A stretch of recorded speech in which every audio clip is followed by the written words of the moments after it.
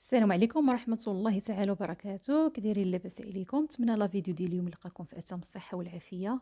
اليوم غنشارك معكم مسمنات اللي غيكونوا على شكل هكا، نديرو مشكل مثلثين بحال البريوات، وكذلك نديرو النص نديروه دي سيجار اللي كيجيو مقرمشين وغزالين. كتجي العجينة خفيفة مقرمشة تبارك الله ولذيذين بواحد الحشوة اللي لذيذة بزاف وكذلك اقتصادية.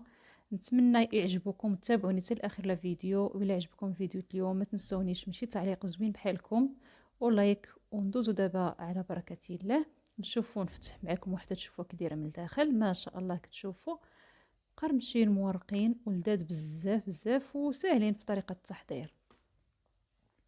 بالنسبه هنا غناخذ الفلفله، الا كانت عندكم فلفله الوان كتكون احسن. انا هادشي هو اللي موجود عندي، غنديرهم في الفران يتشواو.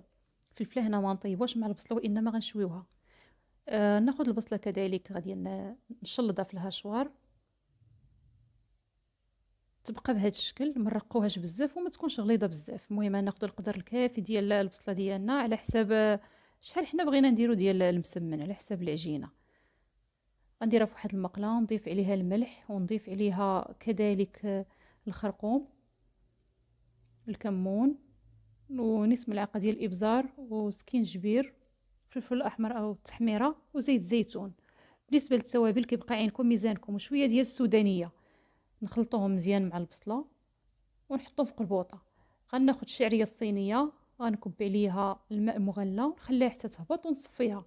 هنا كذلك عندي الكفته ديال الدجاج، وعندي كذلك الزيتون غادي نقطعوه رقيق، ضروري ما يتقطع رقيق مزيان باش ما يتقبش لينا المسمن، لان ملي غادي نورقوه تكون الحشوه خصها تكون رطبه باش ما تخرجش لينا من هذاك المسمن، تتقب العجينه وتخرج. المهم من بعد ما طابت البصله نزلات نضيف عليها الزيتون، كذلك الكفته ديال الدجاج. هنا ممكن ديروا اي كفته بغيتو او اي اضافه بغيتو، لا داند او كفته ديال بقري، المهم اللي موجود كنقضيو به. هنا صفيت الشعريه الصينيه غنخليها حتى تقطر ونقطعها. من بعد ما تقطرات نضيفها على هذيك الشرموله اللي عندي في المقله، ونضيف كذلك القزبر. بالنسبه للقزبر ومعدنوس هما خاص تضيفهم حتى تطفوا البوطه، انا كانوا عندي جامدين في المجمد فغنضيفهم دابا باش يلا ينشفوا لي من هذاك الماء اللي فيهم. الفلفله من بعد ما تشوات درتها في بلاستيكه حتى خليتها حتى بردت وزولت ليها الجلده، ودابا هاد الاثناء كنقطعوها قطع ما صغيره ما كبيره. هاد الطريقه ديال الفلفله اللي كتشويوها بهاد الطريقه راه كتجي واحد اللذه زوينه مبدله على الشكل الاعتيادي اللي كنا كنديرو، كتجي زوينه بزاف. نمشيو هنا للعجينه. العجينه غناخذ نص دلافه ديال الفينو، وغنضيف جوج ليفونس ديال الدقيق الابيض او الفورست، غندير شويه ديال الفلفل الاسود او البزار، شويه الملح، شويه زيت زيتون، واحد المعلقه ديال العسل، ومعلقه ديال الزبده. في حاله لما بغيتوش ديروا العسل ديروا ملعقه ديال سنيده، غير باش كيتحمر لنا داك المسمنات وكيجي اللون ديالهم محمر زوين. هنا ضفت شويه ديال الخميره ديال الخبز، عاد شويه ما تكتروش، والماء دافي، وغنجمع العجينه وغندلكها مزيان. ضروري مدلكو العجينه، من نجاح العجينه او هاد المسمن العجينه خاصها تكون مدلوكه وتكون لينه. غنخليها ترتاح صافي، نخليوها ترتاح وندوز غادي نفرغ هاد الحشوه، غنديرها في واحد الاناء واسع بحال هكا، ونضيف عليها الفلفله من بعد ما قطعتها درتها في واحد الشبيكه وخليتها تقطرت لانها كيكون فيها الماء صافي. وغنزيد شويه الصوص ديال الصوجه، نخلط كلشي مزيان ونخلي الحشوه تبرد لي تماما. من بعد ما تبرد كنحك واحد المربع ديال الفرماج احمر اللي كيعطيني واحد التعليك على هاد الحشوه، واحد اللذه كيجي زوين بزاف. نخلطو حتى هو ونخلي كلشي على جنب، وندوز كشفتو العجينه راه قطعتها دوائر صغيره وخليتها ارتاحت. غندوز باش نسرح معكم العجينه. نسرحوا العجينه بشكل طولي بحال هاد الشكل، ونحاولوا نرقوها مزيان. قد ما رققناها كتعطينا نتيجه احسن. صافي نبقى ندهن يدي بالزيت وكنسرح العجينه ديالي وكنبدا نجمعها. غنديروها هنا على شكل بحال شكل تبريوات، غير هي شويه نتساعدوا معاها لان العجينه كتكون رطبه بزاف. كنديروا معاها الخاطر باش كنشكلوها على شكل مثلث وكنجمعوها صافي. ديك الحاشيه اللي كتبقى اما كندخلوها لداخل ولا غير كنديروها غير من الفوق، لان ملي كنقلبوا المسمنه وكنحطوها في الطاوه ما كتبانش.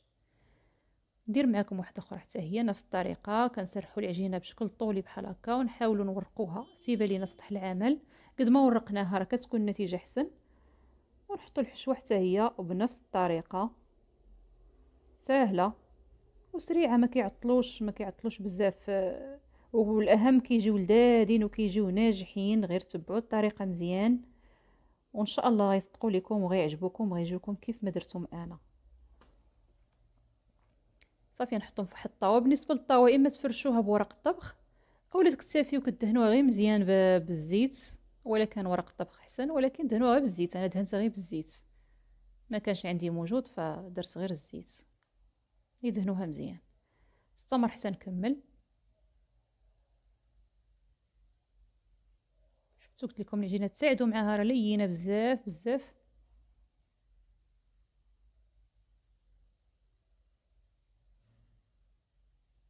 ونحطو في الطاوه. من بعد ما كملتهم غناخد صفارة البيض، غنضيف عليه شويه ديال صوص الصوجا. الا كان الحليب حتى هو تضيفوه، غنضيف غير صوص الصوجا ونخلطوه مزيان وغندهنو به. بالنسبه لهاد الصوص ديال الصوجا مع البيض كيعطينا واحد اللون محمر زوين المسمن ديالنا، كيعطي واحد اللون اكثر من رائع، كيجي زوين.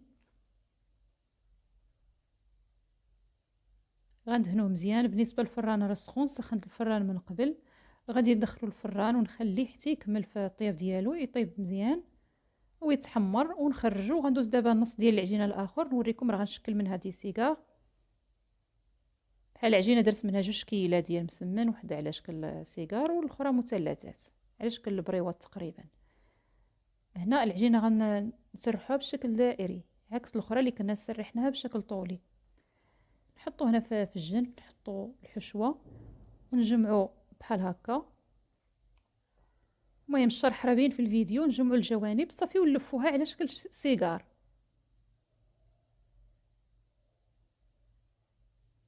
نستمر بحال هكا حتى نكمل العجينه اللي عندي.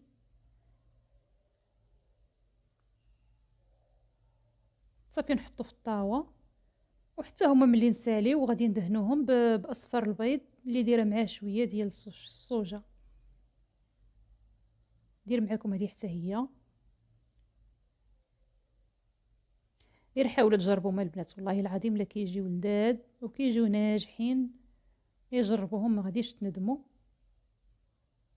ولي وصلت معايا حتى هنا الفيديو ما تنسينيش اختي واحد التعليق يكون زوين، واحد لايك، دعمي لي باش تدعمي لي الفيديو. الله يجازيك بخير فضلا وليس امرا.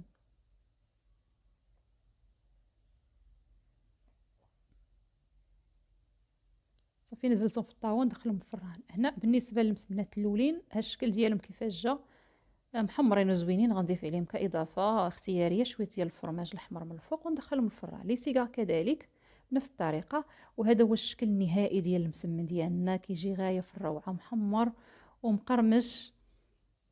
عرفتوا راه مقرمش، راه لا ضغطتوا عليه راه كيبدا يتفرتت في الايد ديالكم. ما شاء الله اللهم بارك. واللذة راه ما نقولش لكم عليها يا سلام، ما كيجيوش معجنين نهائيا، كيجيو لذاذ بزاف. نتمنى لا فيديو ديال اليوم يعجبكم، ولا عجبكم ما تنسونيش من لايك وتعليق. واللي كيدخلوا لقناتي اول مره ما تنسوش تضغطوا على زر الجرس عفوا باش توصلوا باي جديد. وكنشكركم على المتابعه بزاف بزاف، وكنتمنى نكون خفيفه على القلوب ديالكم. كنستودعكم الله سبحانه وتعالى. نتلاقى معكم في فيديو اخر ان شاء الله. مع السلامه.